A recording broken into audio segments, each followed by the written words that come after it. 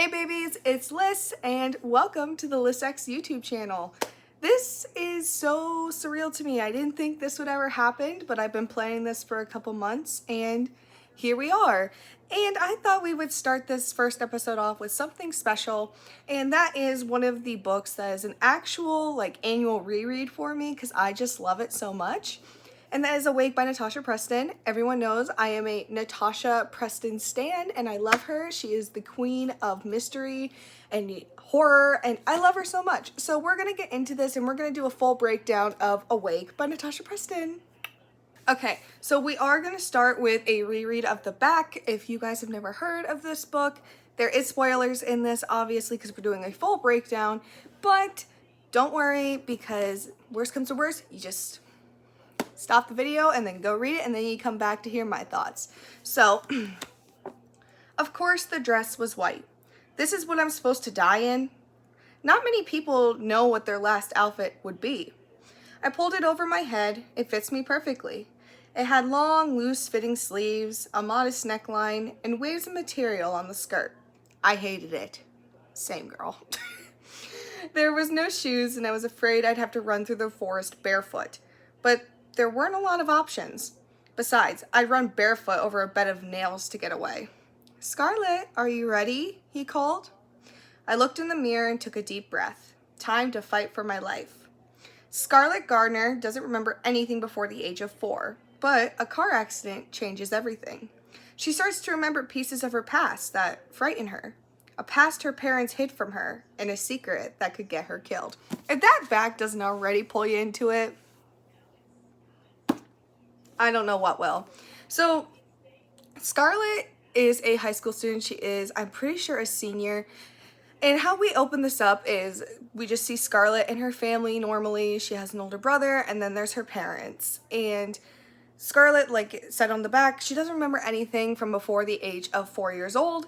And she was always just told that, oh, this happened, you know. Her parents always told her the same continuous story. There was nothing ever different about them. So everything changes when she meets a boy at her school who just transferred halfway through the year, and his name is Noah. Now Noah is going to break all of our hearts, all right? He's going to break all of our hearts because only in a few chapters we learn one of the main plot twists. So the book is dual point of view, and let's get breaking down to the spoilers.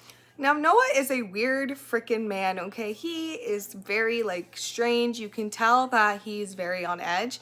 And, I mean, immediately he's taken aback by Scarlett, and they start dating. And, you know, they text back and forth, they hang out, and then Scarlett has to go visit for Easter for her family. And they get into a very small car crash. It's her brother Jeremy, and her 2 parents in the front. And she hits her head on the window, I believe. I don't know if it's the window or the door, but it starts triggering these small memories, and one of the memories is the girl named Evelyn. All she can hear is the name Evelyn. She sees 2 kids running around and there's a little girl, but she doesn't call her Scarlett like we think it is. The girl's name is Evelyn. And Noah already knows a bunch of this stuff and he's like, "Oh really? Who's that?" "Shut up, man, you already know." And so like I said, it is a dual point of view. So you know what Noah's plans are already. You already know. You know before she knows and you can't even tell her because you're like, "No bro, red flag, get out." One really good thing I like about Natasha's books is she gives us some really good quotes. So I'm going to read you guys one of the quotes that I actually annotated. And it's honestly one of my favorites of all time. So this is told by Noah's point of view, and Scarlett's so stressed out at the fact that she can't remember these little memories. She can't put them all together to make a full memory. And so she starts trying to lean in onto Noah because she's like, "I need to forget, I need to forget." So this man says, so this is the whole interaction, okay? You gotta read the whole interaction to understand the quote. "But is it a memory?" she groaned. "It's driving me crazy, whirling around in my head all the time. Make me forget, Noah." This was it. We were alone in our house apart from Jeremy, who was in his room with Annie. I had never had before, but I was sure I wanted my first time to be with Scarlett. And I didn't want to do this if it was just to take her mind off of everything. Not like this, I said, leaning my forehead against hers, and she frowned and I ran my thumb along her jaw. You mean so much to me, but I want our first time to be because you want me, not because you want me to help you forget. I hated Noah halfway through this book. But then he's got to say shit like that. And here we are. Now, I don't think Noah is a bad person. I think he was just influenced badly by his parents. And the whole thing of this book, we already know this now, is, and he's acting like a little more weirder around Scarlet as like the time is coming, and they keep referring to it as the time, because Scarlet actually was raised in a cult. Her parents are not her real parents. Jeremy is not her real brother, and the reason she can't remember anything is because she went through something horribly traumatic. And guess where Noah came from? I'll let you guess. The freaking cult. Noah was also born in the cult to his parents, his older brother. And they're all thinking that Scarlet is this important thing that she's going to bring on this new beginning because they're going to sacrifice her. Yeah, take that all in. Noah came all across the country to kidnap her with his parents, take her on a boat, take her to Ireland, so they could sacrifice. He's like, here, go. Bye. I didn't love you. Now we know that Noah's true intentions and the whole reason he's here is just to take Scarlet and leave. And that's what he does. He kidnaps Scarlet with his parents and his brother, and they all take her back to this community cult, basically, where she is going to bring on the eternal light by doing a bunch of rituals. And then, plot twist again, guess who is performing the rituals? The leaders of the cult, aka her biological parents, who tried to sacrifice her at one point. Isn't that lovely? What a cute family reunion. But we're going to go over the rituals that she has to go through. And this is her talking to, I think it's her biological mother. And she goes, will you tell me more about the rituals? Of course, I can tell you some, she replied, smiling. Some? I couldn't work her out. One minute she's cautious of me, suspicious, and the next thing she's grinning like I just converted to a church of crazy. So, I press, not totally sure if I even wanted to know. Most involve us calling upon nature, chanting, if you will. The first one is cleansing, and the call will be for nature and accept you and accept us. Ritual 2, she started, closing the door behind us, links you to us. We have to become one entity to follow into the eternity. I gritted my teeth. How long will I be in the eternity alone until you follow me? You offing yourselves after, or waiting out your cozy little lives here until you die old, fat, and happy? It's not what you think, Scarlet. You will be happy. You will be at peace. So you are living out your lives here, lonely, and I was perfectly peaceful back home. Scarlet's got some really good comebacks in here.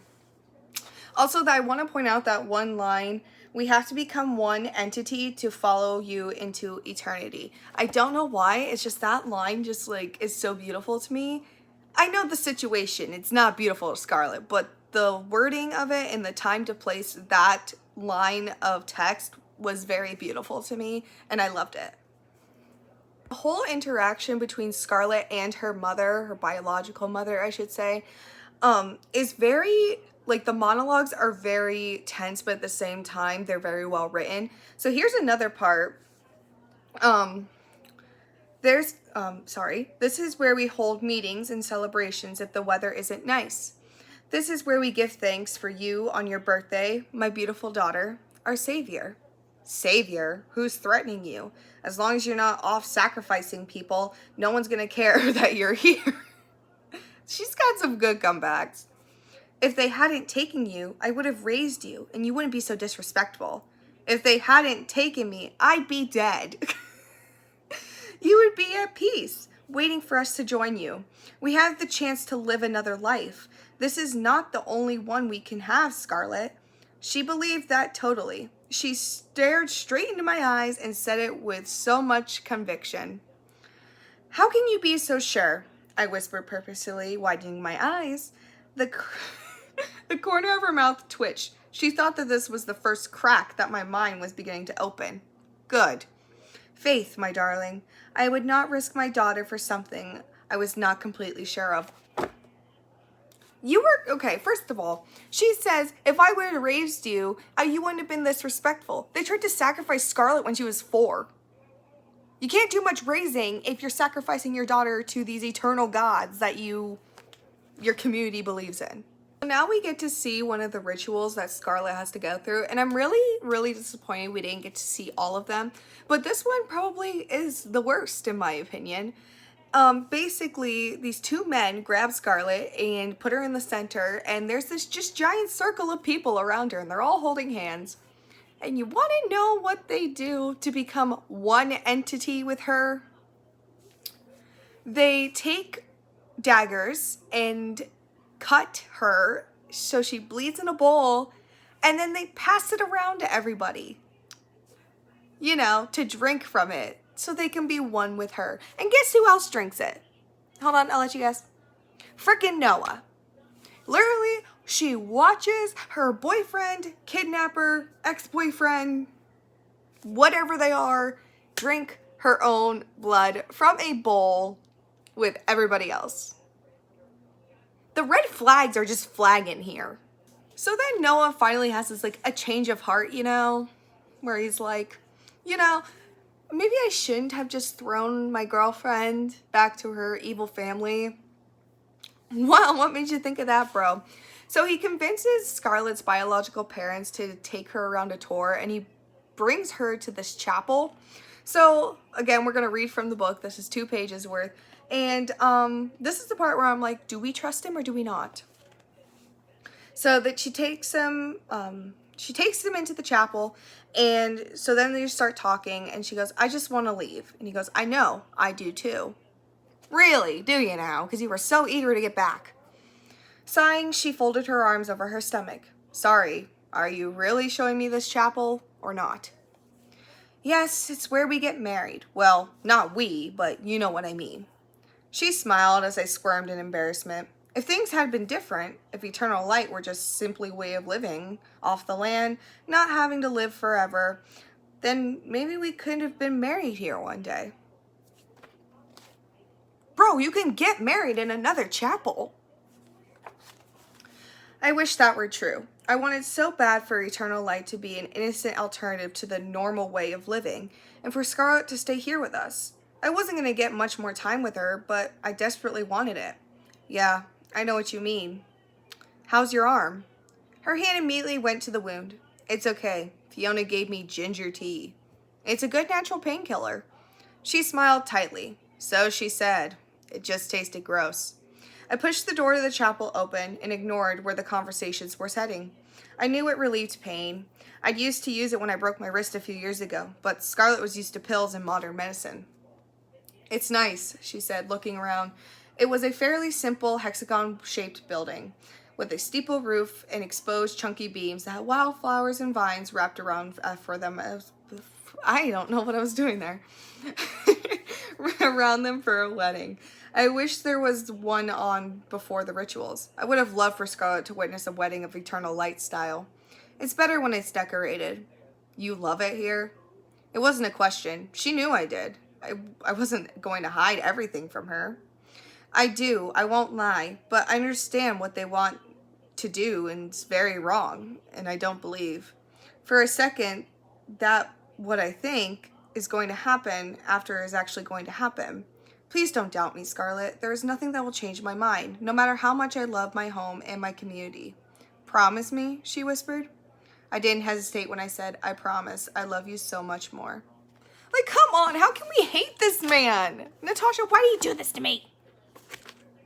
So even Noah knows that Evelyn's alive. He just doesn't know where she is.